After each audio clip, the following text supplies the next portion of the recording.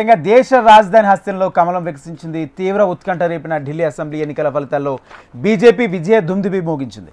27 ఏళ్ల తర్వాత కాషాయి పార్టీ అధికారం చేజెక్కించింది. గత 2 ఎన్నికల్లో సింగిల్ డిజిట్కే పరిమితమైన బీజేపీ హస్తినను ఏలబోతుందని స్పష్టం చేసిన ఎగ్జిట్ పోల్స్ నిజమయ్యాయి. 2013 తర్వాత ఢిల్లీలో కాషాయం జెండా రెపరెపలాడింది. మూడోసారి ప్రభుత్వం ఏర్పాటు చేయాలన్న ఆమ్ ఆద్మీ పార్టీ ఆశలు ఆవిరయ్యాయి. ఢిల్లీ మాజీ సీఎం కేజ్రీవాల్, మనీష్ సిసోడియాతో పాటు పలువురు కీలక నేతలు ఓటమి పాలయ్యారు.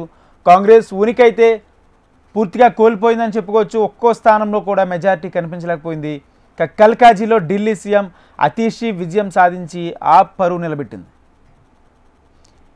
ఢిల్లీ అసెంబ్లీ ఎన్నికల్లో మొదటి నుంచి ఆప్ బీజేపీ మధ్య గట్టి పోటీ నడిచింది. దశాబ్దం పాటు ఢిల్లీని పాలించిన కాంగ్రెస్కు హస్తినలో నిరాశ ఎదురైంది.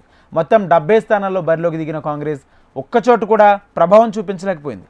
2015, 2020 ఎన్నికల్లో కాంగ్రెస్ ఒక్కసారి కూడా విజయం సాధించలేదు. ఈసారి కూడా అలాంటి ఫలితమే పునరావృతమైంది. కేజ్రీవాల్పై బరిలోకి దిగిన ఢిల్లీ మాజీ సీఎం షీలా దీక్షిత్ తనయుడు సందీప్ దీక్షిత్ 3వ స్థానానికి పరిమితమయ్యాడు. ఢిల్లీలో బీజేపీ విజయంతో కాషాయ శ్రేణులు ఆనందోత్సవాల్లో మునిగి తేలుతున్నారు. పార్టీ జెండాలు చేతబట్టుకుని నృత్యాలు చేస్తూ ర్యాలీ నిర్వహిస్తున్నారు. బాణసంచా కాల్చుతూ స్వీట్లు పంచుకున్నారు.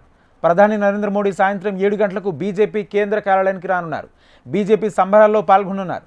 పార్టీ కార్యకర్తలు, నాయకులను ఉద్దేశించి ప్రసంగించనున్నారు మోడీ.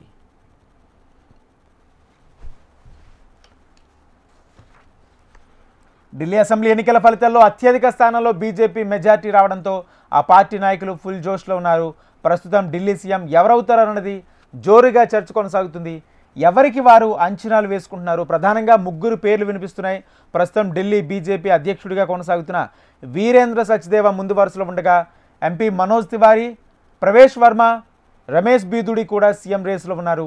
ఇక బీజేపీ గెలిచిన రాష్ట్రాల్లో సీఎంతో పాటు 2 డిప్యూటీ సీఎంలు కొనసాగుతూ వస్తున్నారు. మహారాష్ట్ర, మధ్యప్రదేశ్, రాజస్థాన్ రాష్ట్రాల్లో బీజేపీ ప్రభుత్వాలు ఏర్పాటు చేసిన సందర్భాల్లోనూ 2 డిప్యూటీ సీఎంలను నియమించారు.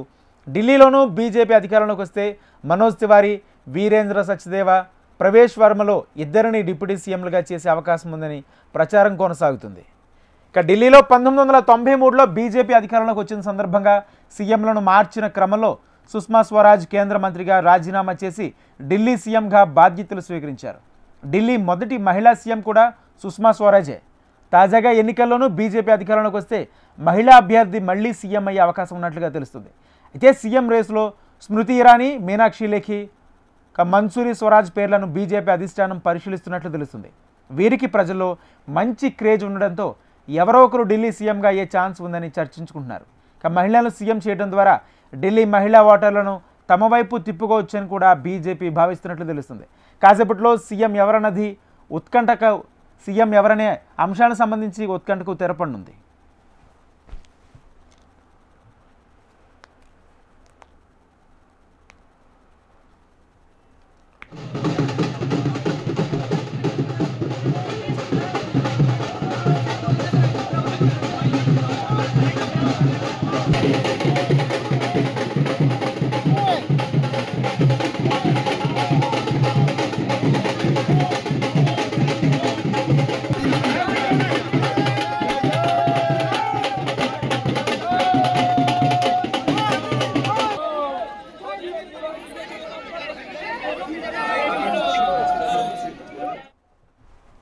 ఢిల్లీలో బీజేపీ విజయం దాదాపు ఖరారైంది. 27 ఏళ్ల తర్వాత ఢిల్లీలో కాషాయ జెండా రెపరెపలాడుతుంది.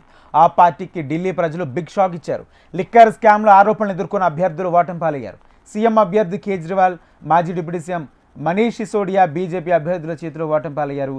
న్యూఢిల్లీ నియోజకవర్గంలో బీజేపీ అభ్యర్థి పర్వేష్ సింగ్ వర్మ చేతిలో 3000 ఓట్ల తేడాతో కేజ్రీవాల్ ఓడిపోయారు.